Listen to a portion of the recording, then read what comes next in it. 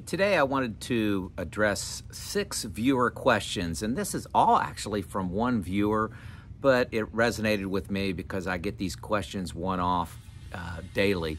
So I wanted to address it here in one video. These are your questions, and you know, one of the things I love about the viewers here is I get comments on everything. You know, people like my Star Wars shirt. You know, I'm a big Star Wars fan. Not a crazy person, but I love the sci-fi genre. Star Trek, Star Wars, enjoy that. Lord of the Rings kind of stuff. So, hey, let's get right into it. Question number 1, and I do have them on a sheet over here beside me, is do I buy annuities for fixed income? Why or why not? I do not. I have 0 annuities.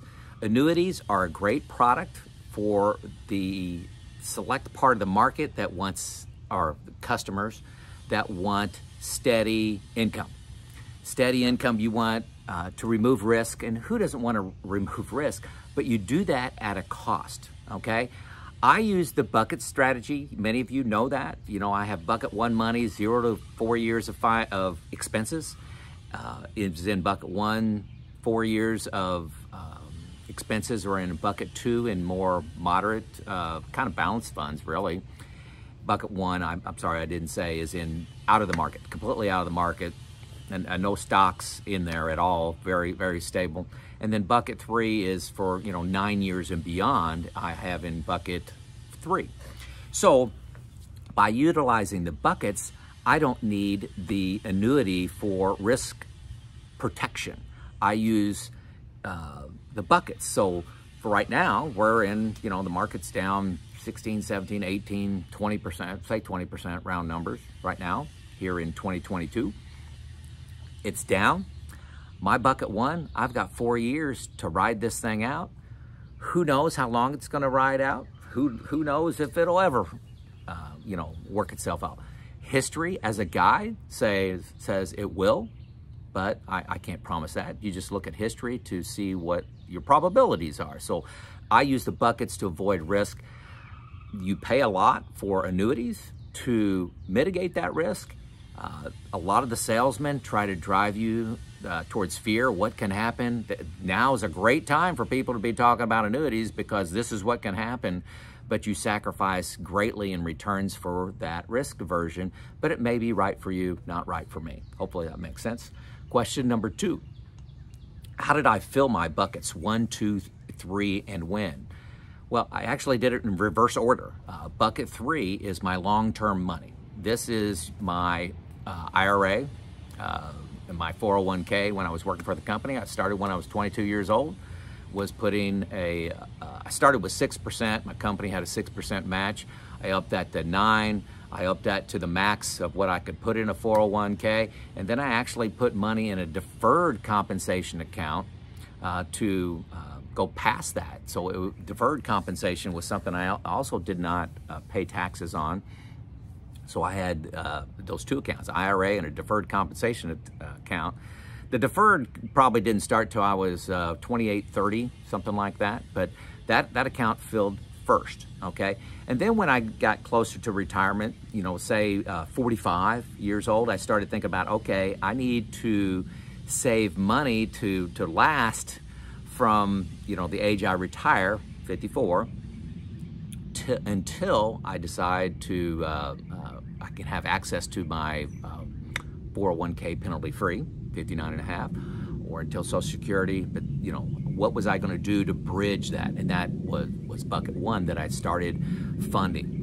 I also started funding bucket 2 virtually at the same time. Roughly 5 years before retirement, I started socking money away.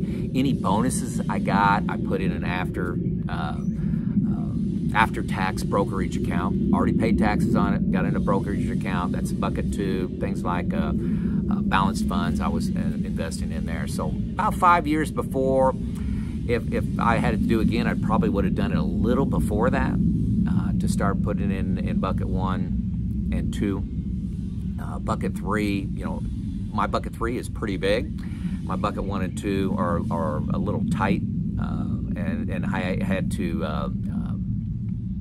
really save and consciously not panicked, but really got aggressive in 5 years, and it probably would have been a much nicer ramp into that with maybe 7 years to plan to fill out bucket 1 and 2.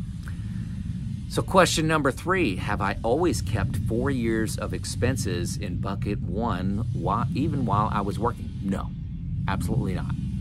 In bucket 1, I kept maybe 6 months expenses at max. You know, I was working, had money coming in. I was putting money into bucket 3 automatically, and bucket 2 money for, you know, moderately invested balanced funds. I was putting that in each month, starting, like I said, 5 years. Really got serious about it 5 years before retirement. Was putting a little bit in here and there. Before that, had a lot. I had 4 kids, putting 4 kids through college.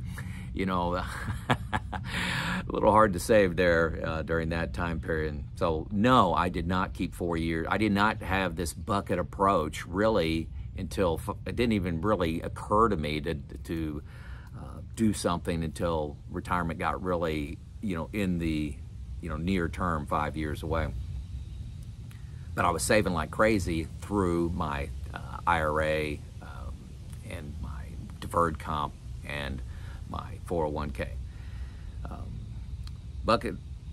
Question number 4, did I set up buckets after retiring? Yes, that's exactly when I did it. It's really a mental thing for me, and it helps greatly when you're in like a market downturn to sit there and say, okay, the market's down 20%. I've got 4 years of expenses before I need to start being concerned. So all the market drama, it's really a tool to help with the drama of the day. I've got my bucket 2 monies in balanced funds. If you look at American Balanced, I love American funds. You've heard that from me before. American Balanced, historically, no promises, historically has never lost money in a 5-year period. And in a 4-year period, it's lost like 0.5%, you know, as an average during a 4-year period. So historically, that's pretty safe investment, and you get for taking that additional risk, you get some good returns for that. That's why I like that in bucket 2 balanced funds. But no, I really didn't set up buckets, you know, until I retired. But it really helps you mentally think through the roller coaster of retirement in the market. Question number 5, what do I think of target date funds? I don't like them at all. And that's just for me. Target date funds, you know, you put all your money in a fund and saying I'm retiring in 5 years. I think it's okay. I think they're extremely conservative. And you'll, with the next question, you'll see that I'm pretty aggressive investor because I have the buckets. I can be an aggressive investor in bucket 3, but you really need to educate yourself if you're going to live off your investments. You can't just throw it in one fund and forget about it. They may be more aggressive than you. You know, they may, probably not, but, you know, based on your age, they may put, you know, 60% in stocks and 40% in bonds, and you may want to be 90-10. You may want to be 50-50. Everybody's risk tolerance is different. That's why annuities may be right for you. But target date funds really didn't align with my risk profile at all. Also, they're more difficult to rebalance. So if you look at certain stocks, say growth funds take off, and at the end of the year or 12 months later, you say, I'm too far exposed to growth stock, I want to put some into more value stocks. How do you do that in a target date fund? It's really not that complicated, but I like the ability to tweak the levers. Not trying to chase returns, not trying to time the market, but rebalance. So once a year, when I'm looking at things in detail, and I do look at detail really once a quarter, but once a year I look at rebalancing and says, is my diversification where I want it to be based on my risk profile and my current expenses? Is it right? Well, you can't tweak it if it's in a target date fund. So that's my answer to that. Question number 6 is, was I an aggressive investor while working? I like to say yes, but I don't think that's true. I invested 100% in stocks while I was working, 100% until I started to fill my bucket 2, and I did balanced funds, okay? The last 5-6 years, balanced funds for bucket 2, but the vast majority in bucket 3, 100% stocks, okay? So I considered, since I was 100% stocks, an aggressive investor. But, you know, aggressive investors are day traders. They're people that own individual stocks. They may have 10, 20, 30, 40, 100% of their investments in individual stocks. You know, they may own 10 stocks or something like that. That's aggressive. I am not an aggressive investor. I'm a mutual fund sloth of an investor. I believe in compounding interest and take the long view. That's the kind of investor I am.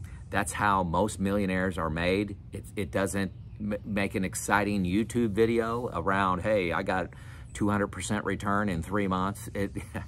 I don't get that. I get good, steady returns, and over time, the odds are with me that I'm going to get good returns, and that's historical. Who knows going forward? No promises, but if you look in the rear view mirror, historically, you know, low cost index funds, low cost mutual funds. I love American funds. They win. They win. So those are 6 questions. Hopefully this helped out. Give me questions. I try to respond to every one of them, but I have to apologize. I'm probably responding to somewhere around 60–70% of the questions that come in via email and on this channel. So I try, but it's you got a couple hundred a day takes up too much of my time. And remember, I'm retired. This is Joe out.